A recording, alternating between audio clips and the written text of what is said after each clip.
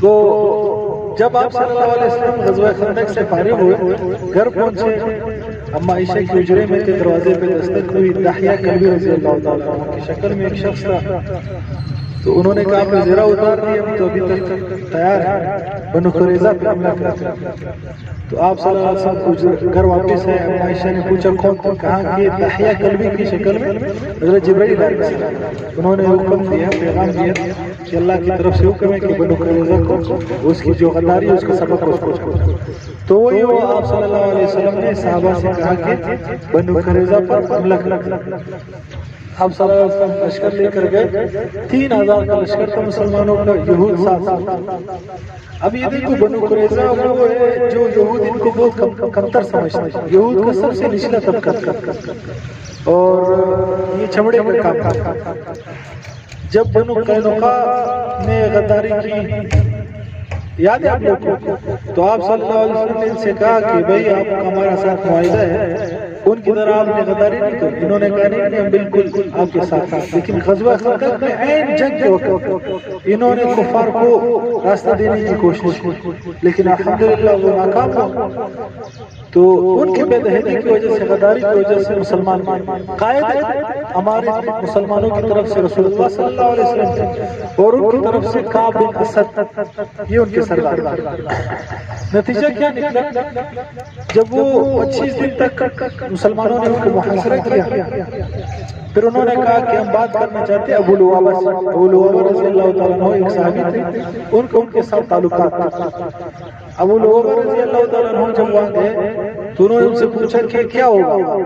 تو ابو لبابہ رضی اللہ تعالیٰ نے اشارہ کیا کہ تم سب کو مار دیا جائے۔ یہ اشارہ صرف کیا تھا، ایک دم ان کے خیال آیا کہ یہ تو میں نے خیانت کر دی، یہ پیغام تو میں نے ان کو نہیں سنا، یہ اطلاع تو ان کو نہیں دینی تھی۔ بس وہاں سے نکل گئے اور سیدھا مسجد نبوی چلے، اور ایک ستون کے ساتھ اپنے آپ کو باندھ کہا کہ میں نے غداری کی ہے، یعنی خیانت کی ہے۔ غداری تو نہیں کہہ سکتے، خیانت تو ہوگی مجھ سے انجانے، تو میں جب تک ایسا نہیں اٹھوں گا جب تک میری توبہ قبول نہیں ہوگی۔ بس اپنے آپ کو، وہ ستون آج بھی ہے مسجد نبوی میں، جب آپ جائیں گے ریاض الجنہ میں اس چھوٹے نمبر ستون، اگر روزہ اقدس سے آئیں گے تو صرف دوسرے نمبر پر۔ اللہ ہم سب کو لے جائیں انشاءاللہ، میں نے دیکھی وہ ستون، میں نے دیکھا۔ تو وہاں انہوں نے اپنے آپ کو باندھا۔ پھر ان کو جب یہ ہوا احساس کہ بھئی ابھی تو ہماری خیر نہیں ہے، انہوں نے کہا کہ ہمیں چھوڑ دو، بنا سمجھت کرنے لگے، اور قلعے سے باہر آ کر انہوں نے کہا کہ ہمارا فیصلہ سعد بن معاذ کا۔ سعد بن معاذ کا ان کے ساتھ تعلق، لیکن غزوہ خندق میں ان کی گردن پہ ایک تیر لگا تھا جس سے کافی خون بہہ چکا تھا، یہ کافی کمزور تھے، بیمار۔ آپ صلی اللہ علیہ وسلم نے ان کو بلایا، سعد رضی اللہ تعالیٰ عنہ جب آئے آپ صلی اللہ علیہ وسلم نے فرمایا قوموا لسیدکم، اپنے سردار کے لیے کھڑے ہو۔ اور وہ جب آئے آپ صلی اللہ علیہ وسلم سے کہا کہ یہ آپ کا اختیار فیصلہ آپ، تو انہوں نے یہودیوں سے کہا کہ میں جو فیصلہ کروں گا آپ کو قبول ہے؟ انہوں نے کہا بالکل قبول ہے۔ وہ یہ سمجھ رہے تھے کہ ہمارا تعلق دار ہے تو شاید یہ کچھ نرمی کرے ہمارے ساتھ۔ تو سعد رضی اللہ تعالیٰ عنہ نے فیصلہ فرمایا کہ جتنے لڑنے والے لوگ جو جنگ کرتے ان سب کو قتل کیا جائے، اور جو عورتیں ہیں اور بچے ہیں ان کو غلام بنا کے فروخت کیے جائے، اور جو جنگ کرنے والے ہیں ان کو مار دیا جائے۔ یہ فیصلہ انہوں نے کیا۔ تو جب یہ فیصلہ کیا آپ صلی اللہ علیہ وسلم نے فرمایا کہ ساتھ تو نے بالکل اللہ کے حکم کے مطابق فیصلہ کیا، اور یہی ہوا جتنے بھی ان کے نوجوان تھے جو لڑنے کے قابل لوگ تھے ان سب کو مارا گیا، اور عورتوں اور بچوں کو غلام بنا کر ان کے بازار میں بیچ دیا۔ اور یہ نتیجہ ہوا، 3 بندے ایسے تھے جنہوں نے اسلام قبول کیا، یہودی تھے لیکن انہوں نے سن رکھا تھا کہ آخری نبی آئیں گے تو انہوں نے یہ اسلام قبول کیا۔ یہ نتیجہ ہوا غزوہ بنو قریظہ کا۔ اس میں ہمیں سبق کیا ملتا ہے؟ تو بروقت کام کیا۔ اب غزوہ خندق سے جیسے فارغ ہوئے تھے آئے تھے، اب وہ کچھ صحابہ زخمی ہیں، کچھ تکے ہوئے تکن سے چور ہے، پھر بھی آپ صلی اللہ علیہ وسلم نے حکم دیا کہ چلے بنو قریظہ۔ اس سے مسلمانوں کو کیا سبق ملتا ہے کہ ہر کام وقت پر کرنا چاہیے، پر وقت کام کرنا چاہیے. یہ نہیں ہے ٹھہرو یار کل کر لوں گا، پرسوں کر لوں گا، ترسوں کر لوں گا. اس طرح کرتے کرتے وہ نیکیوں کو بھی ہم ضائع کر دیتے ہیں، اور کام پانی جب سر سے گزر جاتا ہے پھر ہم کہتے ہیں وہ کاش ہم یہ کر لیتے، کاش ہم یہ کر لیتے. پر وقت کام کرنا چاہیے. اگر آپ نے کوئی ایگزام دینے تیاری پر وقت کرتے، اگر آپ نے کوئی نیکی کا کام کرنا ہے تو پہلے بر وقت اس کی تیاری کریں. آپ نے کسی کے ساتھ اچھائی کرتے ہیں تو مرنے سے پہلے کریں. مرنے کے بعد جو بھی اچھائی کریں گے اس کو کوئی ثواب نہیں. مرنے کے بعد تو انسان اچھائی کر بھی نہیں سکتا. ویسے علماء مثال دیتے ہیں کہ اگر ایک انسان قبر میں 70,000 سال بھی سبحان اللہ پڑھتا رہے تو اس کو کوئی ثواب نہیں. اگر زندگی میں ایک مرتبہ سبحان اللہ پڑھے وہ سب سے بہتر ہے. تو بر وقت کام کرنا، اس سے ہمیں سبق ملتا ہے کہ ہمیں اپنی زندگی کو منظم کرنا چاہیے. ایسے در پتر زندگی گزارنا، نہ زندگی کے مقصد کا پتہ ہے کہ کیوں اس دنیا میں آیا ہوں، نہ والدین کے ساتھ اچھا سلوک، نہ بیوی بچوں کے ساتھ اچھا سلوک، نہ ان کے حقوق کا خیال. بس اس طرح کی زندگی گزارنا، گھر سے دفتر، گھر سے دکان، گھر سے فیکٹری، گھر سے ٹیکسی، گھر سے رکشہ اور واپس گھر. اس طرح کی زندگی نہیں. بر وقت اور منظم زندگی گزارنا چاہیے. ہر چیز کے لیے وقت مقرر کرنا چاہیے. دوسرا سبق ہمیں ملتا ہے قصاص. انہوں نے عین خندق کے دوران غداری کی تو ان کے ساتھ قصاص یعنی کہ بدلہ لیا. اگر خدا نہ خواستہ یہ غزوہ خندق میں یہ لوگ کفار کو راستہ دے دیتے اور کفار آ جاتے تو مدینہ کی تو ایک سینٹوں بجا دیتے، سارے مسلمانوں کو قتل عام کر دیتے اور ساری عورتوں کی عصمت دری کرتے. تو اس وجہ سے ان کے بارے میں اتنا سخت فیصلہ کیا کہ ان کے ساتھ، اور چونکہ پہلے بنو قینقاع اور ان کو جو معاف کر کے نکالا گیا تھا ان کو تو نہیں مارا گیا، یاد پیچھے واقعہ، لیکن انہوں نے کیا کیا، باہر جا کر سازشیں شروع کر دی، سارے کفار کو اکٹھا کر کے غزوہ خندق میں ایک ساتھ لے. تو یہ ان کے ساتھ قصاص والا واقعہ. تیسرا یہ اس میں ہمیں یہ سبق ملتا ہے کہ دیکھو ابو لبابہ رضی اللہ تعالیٰ اور سعد بن معاذ یہ دونوں اپنے عقیدے اور مشن کے ساتھ بالکل وابستہ کہ ابو لبابہ رضی اللہ تعالیٰ سے معاملے سے غلطی ہو لیکن جا کر اپنے آپ کو ایک ستون کے ساتھ باندھا. اور سعد بن معاذ نے یہ نہیں دیکھا کہ یہ میرے تعلق والے ہیں، یہ میرے ساتھ یا مجھے صحیح. اچھا چونکہ میں نے آپ کو کہا پاکستانی کون تجسس، آپ جب دیکھتے ہیں میں بھی تو یار کیا ہے، کون ہے، میں بھی وہاں دیکھنا چاہتا ہوں کہ کیا ہے، تو وہ میرا سارا ردم خراب ہو گیا. آپ لوگ ایسے بیٹھے کہ کچھ ہو ہی نہیں، کچھ بھی نہیں ہو رہا. یہ آپ کے فوکس کا بھی امتحان کہ بھئی آپ کا فوکس کتنی دیر رہتا ہے. وہاں جو آگ لگ رہی ہے، فلانا آ رہا ہے، کوئی جا رہا ہے. تو 21 سینچری میں سب سے بڑا مسئلہ تو یہ فوکس ہم نہیں کر پاتے. تو خیر وہ ایک واقعہ بھی ہے. پاکستانی قوم کی دو خوبیاں، ایک جگاڑی اور ایک تجسس والی. ہر چیز میں تجسس. تو انسان آپ لوگ جب دیکھیں گے کہ کون آ رہے تو میں بھی لازمی پیچھے دیکھوں گا یا ادھر. اور اس سے وہ جو باہر بیٹھنے والے ان کو بھی احساس ہوگا کہ یار یہ لوگ بس ایسی بیٹھے ہوئے کہ میں آ رہا ہوں اور یہ مجھے دیکھ رہے ہیں، یعنی ان کو کلاس کی کوئی پرواہ نہیں ہے کہ کیا ہو رہا ہے. اور ایک استاد کہہ رہے تھے کہ مدرسے میں ہم گئے، اب یقین کریں کہ ہم وہاں گئے، پوری کلاس کے درمیان سے گزرے، وہاں بیٹھے، ہم نے چائے پی اور اس استاد سے مجلس کی. واپس آ کر کسی طالب علم نے بھی ہمیں ایسے سر اٹھا کے بھی نہیں دیکھا کہ کون ہے، کیا کرتے ہیں. اسے کہتے ہیں فوکس. ٹھیک ہے انشاءاللہ. ہر گزارش ہے باقی میں کنٹرول تو نہیں کر سکتا بچوں کی طرح سر نیچے کر کے. اچھا خیر، تو ان کے دیکھو صحابہ کا اپنے مشن کے ساتھ، اپنے عقیدے کے ساتھ کیسے وابستگی تھی کہ بھائی زمین اڑ جائے، آسمان اڑ جائے، لیکن یہ اپنے عقیدے سے یہ نہیں ہٹے. چاہے ان کے تعلق ہو جن کے ساتھ یا ان کے قریبی رشتے دار ہو، لیکن جہاں اسلام کی بات آتی ہے وہ پہلے نمبر پر اگلی صفوں میں ہوتے ہیں کہ ہم کسی کو بھی خاطر میں نہیں لائیں. یہاں تک کہ غزوہ کو کرے گا سمجھ میں آ گیا. اس کے بعد زینب بنت جحش، اس سے آپ صلی اللہ علیہ وسلم نے سفر کے مہینے میں نکاح کیسے فرمایا کہ زینب بنت جحش زید بن حارثہ کی نکاح. ان سے نکاح آپ صلی اللہ علیہ وسلم نے طے کروایا.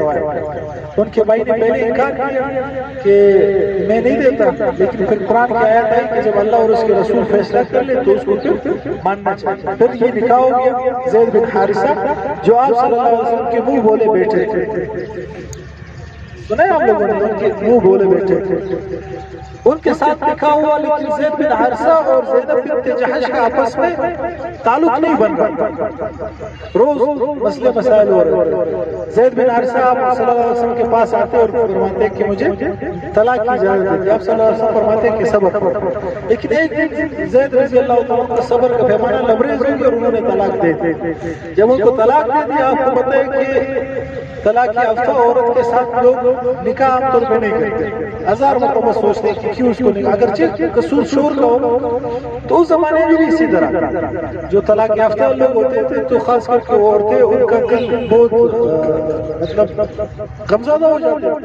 تو آپ صلی اللہ علیہ وسلم چونکہ آپ کے حکم سے نکاح ہوا تھا تو آپ صلی اللہ علیہ وسلم چاہ رہے تھے کہ زینب بنت جحش کی کچھ دلجوئی کی جائے، اور اسی طریقے سے ہو سکتی تھی کہ آپ صلی اللہ علیہ وسلم سے نکاح کریں. لیکن مسئلہ یہ تھا کہ عرب کا رواج تھا کہ جو منہ بولے بیٹے کے ساتھ جس لڑکی کا نکاح ہوا اس سے اس کا منہ بولا والد نکاح نہیں کر سکتے. تو زید بن حارثہ کا نکاح کس کے ساتھ ہوا؟ زینب بنت جحش کے ساتھ ہوا. تو زید بن حارثہ کو آپ صلی اللہ علیہ وسلم کے منہ بولے بیٹھے. اب آپ صلی اللہ علیہ وسلم اللہ نے یہ رواج بھی ختم کرنا. آپ صلی اللہ علیہ وسلم نے نکاح کس سے کیا؟ زینب بنت جحش سے، جو آپ صلی اللہ علیہ وسلم کے منہ بولے بیٹھے زید بن حارثہ کی طلاق یافتہ تھا. اس سے اس رسم کا بھی خاتمہ کیا آپ صلی اللہ علیہ وسلم نے کہ منہ بولے بیٹے کو بالکل حقیقی بیٹا لوگ تسلیم کرتے تھے. تو اس کا خاتمہ ہو گیا کہ نہیں، حقیقی بیٹا نہیں ہو سکتا، چاہے جو بھی ہو. بیٹا کس کا ہے؟ جس کا ہے جس نے اس کو جنا ہے وہ اس کو بیٹا. ٹھیک ہے، یہ ختم ہو. اسی نکاح کے دوران کیا ہوا، جب آپ صلی اللہ علیہ وسلم نے دعوت کی تو کچھ صحابہ قرآن کی ایک آیات کھانا کھانے کے بعد بھی بیٹھے رہے. تو ایک آیت ہے اس میں یہ بتایا گیا کہ جب آپ کھانا کھا لو کہیں دعوت پہ جائے تو جب فارغ ہو جائے تو بس پھر گھر سے چلے جائیں. یہ نہیں کہ آپ بیٹھے رہے تاکہ میزبان کو تکلیف ہو، اس طرح نہیں کرتے. تو یہاں مہمان کے 3 آداب بتائے. ایک ہی آداب کہ بھائی آپ بنا بلائے کسی دعوت کرنا. ہمارے یہاں تو عام رواج ہے شادی پہ ایک بلائے ہوتا ہے پورا خاندان چلا جاتا ہے کہ بھائی چلو دوڑے دعوت ولیمہ ہے 20 لوگ چلے جاتے ہیں. تو ایک تو یہ نہیں کرنا چاہیے. اگر آپ کو دعوت پہ بلائے گئے تو آپ جائیں، نہیں بلائے گئے اور آپ کو جانے کی بہت طلب ہے تو آپ اس سے کہیں کہ آپ میزبان سے اجازت لیں میرے لیے. ورنہ یہ کیا ہوگا، یہ ایسے تو حرام کھانا ہے اگر آپ بن بلائے جائیں. ہمارے ہاں کے لوگ ایسے چلے جاتے ہیں اور بہت سارے لوگ اس کی وجہ سے بہت بےعزت بھی ہو جاتے ہیں کہ وہ بیچارے نے بندوبست کیا ہوتا ہے 5 بندوں کا، آ جاتے ہیں 25 لوگ. تو جتنا بھی برکت ہو، ہاں ظاہر سی بات ہے وہ بزرگی تو ہمارے ہاں نہیں ہے کہ اتنی برکت ہو جائے کہ 5 کا کھانا 25 کو کافی ہو جائے. اگر اخلاص ہو تو پھر بھی ہو سکتا ہے، لیکن اخلاص بھی ہمارے سامنے، ہمارا برکت بھی ہمارے سامنے ہے، دین کے ساتھ وابستگی بھی سامنے ہے. تو ایک کام تو ہمیں یہ کرنا ہے کہ بن بلائے کہیں نہیں جائیں. ٹھیک ہے. دوسرا یہ بتائیں گے کہ جب آپ کو دعوت دی جائے تو جو وقت آپ کو دیا جائے اسی وقت پہ جانا. یہ نہیں کہ آپ کو 9 بجے بلایا اور آپ جا کر 5 بجے جا کر بیٹھ جائیں زخم المارا کرے. وہ بیچارہ اپنا کام کرے، آپ کو ٹائم دے، اس طرح بھی نہیں کرے. اور تیسرا سبق یہ کہ جب آپ کی دعوت کا کام وغیرہ ہو تو بس پھر وہاں سے اٹھ جائے. یہ نہیں کہ وہاں بیٹھے رہے اور گپ شپ کرتے رہے یہاں تک کہ وہ میزبان بیچارہ خود کہے کہ بس کر چلے. جیسے کہ ایک بندہ ایک مریض کی عیادت کرنے گیا، وہاں بیٹھا ہوا ہے، باتیں کر رہے کو مریض کے سر پہ درد ہو گئی، بیچارہ جا ہی نہیں رہا. آخر میں وہ ایک ہوا چلی، دروازہ تھوڑا سا کھلی تو جو عیادت کرنے آیا اس نے کہا میں دروازہ بند کر لیتا. مریض نے کہا جی بالکل بند. وہ جو دروازے کے قریب گئے کہا کہ یار دروازہ ذرا باہر سے بند کر کیا آپ نکل جائے اور باہر تو ایسا نہ ہو کہ وہ میزبان بیچارہ خود پھول سے کہے کہ یار نکل جائے. ٹھیک ہے، یہ 3 آداب کا خیال رکھیں گے انشاءاللہ. تو اس دعوت کے وقت اسی حجرے میں کیا ہوا، پردے کا حکم نازل ہوا. اب یہاں ایک بہت اہم بات اگر ہم سمجھ اور آج کل کی جو جدید میڈیا اسکالر ہے اور اس کو بہت زیادہ اچھال رہے وہ کہہ رہے ہیں کہ بھائی عورت کے چہرے کا اور ہاتھ کا اور پاؤں کا پردہ نہیں.